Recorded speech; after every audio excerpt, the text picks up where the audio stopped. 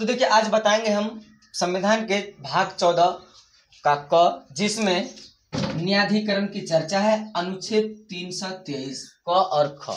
खास करके भारत सरकार का अधिनियम जो बनाया गया था, त्वरित न्यायालय, जल्द से कोई भी कार्यवाही को जल्द से जल्द सुना जाए, जल्द से जल्द देखा जाए। इसके लिए करा विवादों को त्वरित निपटारा के लिए कोई भी मामला है अगर कोर्ट कचहरी पर आता है तो उसको ज्यादा लंबे समय तक न रखा जाए, जल्द क्या किया जाए, हटा दिया जाए। इसके लिए गठन किया गया है। तो उसका नाम है न्यायाधिकरण का गठन किया गया है और किया भी जाता है।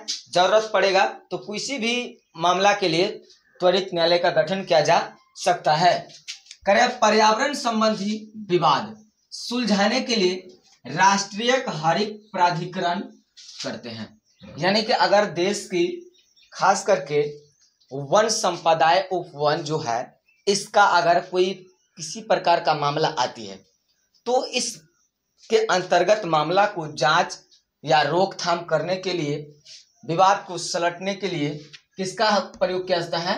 राष्ट्रीय हरित प्राधिकरण। वर्तमान में भारत सरकार ना जाने कितना लाखों हेक्टेयर भूमि पर जो वन उपवन संपदाएं लगे हुए हैं वो अडानी को दे दिए हैं, जो कि गर्मी और बढ़ जाएगा जब वन उपवन कटेंगे तो आने वाले समय में हमारा जीवन गर्त में जाने वाला है। जिसके वर्तमान अध्यक्ष आदर्श कुमार गोयल है। कौन है? तो पूछे जाएंगे, आपका प्रश्न में आएगा कि राष्ट्रीय हरित प्राधिकरण का अध्यक्ष कौन है, तो बताना है आपको कि अध्यक्ष वर्तमान में आदर्श कुमार गोयल है। दोस्तों ये जो है अध्यक्ष, इनके पास बहुत सारा पावर होता है। एक सीधा समझिए मंत्री के इतना पावर होता है इसका। अब बताएंगे आपका भाग 15 निर्वाचन या चुनाव। अनुच्छेद 324 से 25 निर्वाचन आयोग का काम होता है निर्वाचन कराना, अर्थात चुनाव कराना। इलेक्शन कमीशन का काम है इलेक्शन कराना, चाहे विधानसभा की बात हो या लोकसभा की बात हो, राज्यसभा की बात हो, पंचायत सरकार की बात हो, सबका काम जो है निर्वाचन आयोग के द्वारा ही किया जाता है। लोकसभा का जब चुनाव होगा तो जो केंद्र की इलेक्शन कमीशन है ये कराती है। विधानसभा विधान पार्षद का चुनाव राज्य निर्वाचन आयोग चुनाव कराती है। और पंचायती स्तर पर खास करके ग्राम कचहरी पंचायत का जो मुखिया सरपंच है, इसका भी चुनाव कराने का काम पंचायत का जो है यही कराता है। कौन? राज्य निर्वाचन आयोग। लेकिन इसका समय निर्धारण कराने का काम मुख्यमंत्री अर्थात राज्य सरकार को होता है। एक जिला का सबसे बड़ा निर्वाचन आयोग डीएम को माना जाता है। तो देखे होंगे आप लोग कि कहीं भी चुनाव होता है तो उस जिला के डीएम को ही निर्वाचन आयोग बना दिया जाता है। अनुच्छेद 324 में इसमें चुनाव आयोग की चर्चा है। हमने अभी बताया कि चुनाव जो कराने का काम किसका है? चुनाव आयोग का, अर्थात इलेक्शन कमीशन का। यह एक संवैधानिक पद है। पहले ऐसा कोई पद नहीं था, बाद में इस पद को संवैधानिक पद कर दिया कि ये समय समय पर चुनाव कराएगी।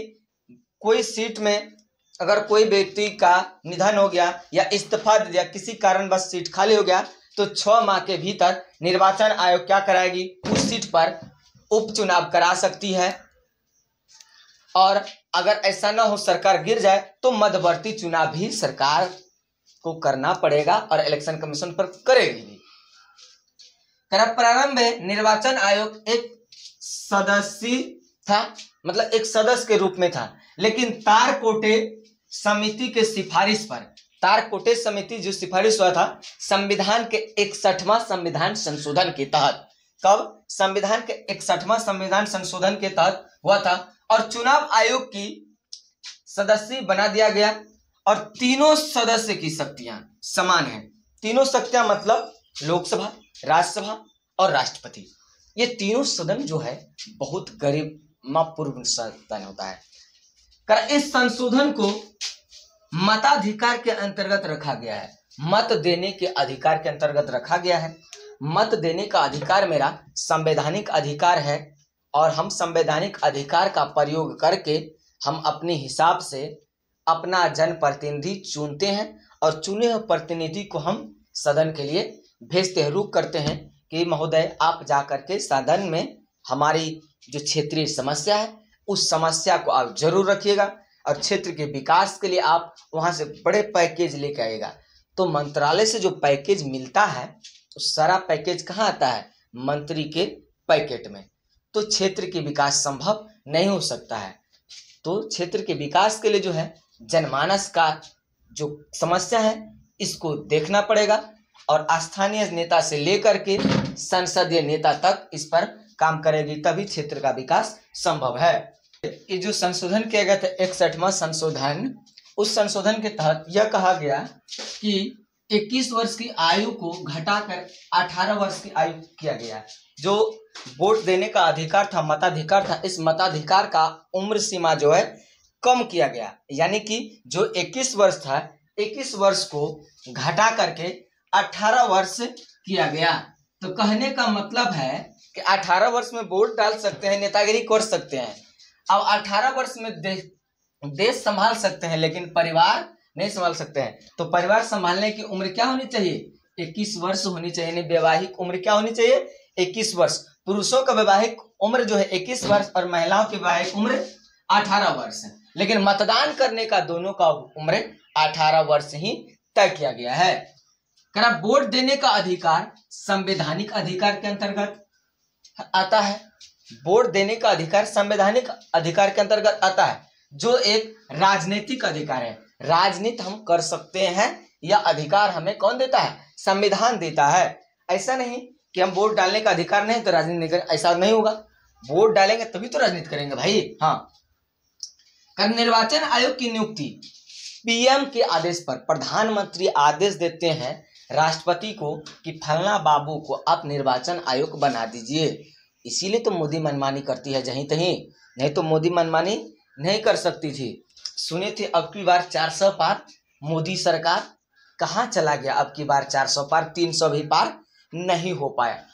तो कहने का मतलब है यहाँ पर कि निर्वाचन आयोग को नियुक्ति जो करवाने का काम है प्रधानमंत्री के द्वारा होता है। तो प्रधानमंत्री आदेश देते हैं राष्ट्रपति को, राष्ट्रपति क्या करते हैं? आदमी को बैठा देते हैं। तो स्वाभाविक है कि जिसको बैठाएंगे प्रधानमंत्री आदेश जो देंगे वही करेंगे। स्पेशल मिलेंगे, 2 मिनट मिलेंगे, भाई ऐसा ऐसा काम करना है, उस हिसाब से इलेक्शन हुआ करवाते हैं। इसका कार्यकाल 65 वर्ष या फिर 6 साल का होगा। 65 वर्ष से अगर पहले उसका कार्यकाल खत्म हो जाए तो कोई बात ही नहीं। मान के लिए 6 साल के लिए बनाया गया, लेकिन 1 साल रहा और उसका उम्र 65 साल पूरा गया, तो इस पीरियड पर इसको क्या किया जाएगा? हटा दिया जाएगा। क्या किया जाएगा? हटा दिया जाएगा। या फिर अगर बचल है 50-55 साल है तब 6 वर्ष के लिए यह हो सकता है। करैया अपना त्याग पत्र राष्ट्रपति को देता है। अपना त्याग पत्र किसको देगा? राष्ट्रपति को, क्योंकि नियुक्ति भी तो राष्ट्रपति किया और हटाएगा भी कौन? राष्ट्रपति ही हटाएगा। इसे हटाने के लिए महाभियोग जैसी प्रक्रिया अपनाई जाती है।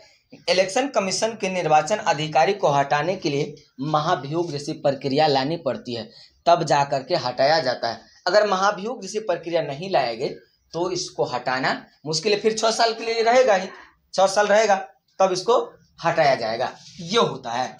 कारण लोकसभा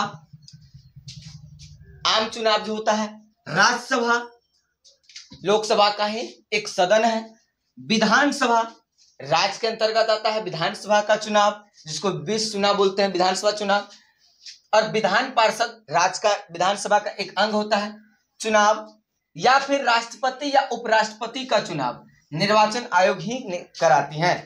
चाहे कोई भी सदन हो, चाहे लोकसभा हो या राज्यसभा हो, विधानसभा, विधान पार्षद, राष्ट्रपति, उपराष्ट्रपति, किसी का भी निर्वाचन कराने का काम जो है, चुनाव कराने का काम निर्वाचन आयोग का ही है, और निर्वाचन आयोग ही चुनाव करवाती है सभी का। जिला का सबसे बड़ा निर्वाचन अधिकारी डीएम होता है। अगर लोग वोट डालने नहीं जाए, कोई नेता पसंद नहीं है, वोट डालने नहीं जाए, तब लोग क्या करेंगे? लोगों के पास जिला निर्वाचन अधिकारी ही जाएंगे लोगों के पास, सर आप वोट दीजिए, आप किसी को दीजिए, आप नोटा पर दबा कर जाइए, कोई मतलब, लेकिन आप वोट जरूर दीजिए क्योंकि मेरा इज्जत की बात है। तो भाई वहां पर डीएम जो है पूरा अलर्ट में रहता है, अलर्ट मूड में रहता है। लोगों के पास जाएगा, वोट डलवाने के लिए प्रेरित करेगा, अलग अलग नुमाइंदे तैयार करेंगे जिससे लोग लोभान्वित होकर के वोट डालने के लिए जाते हैं।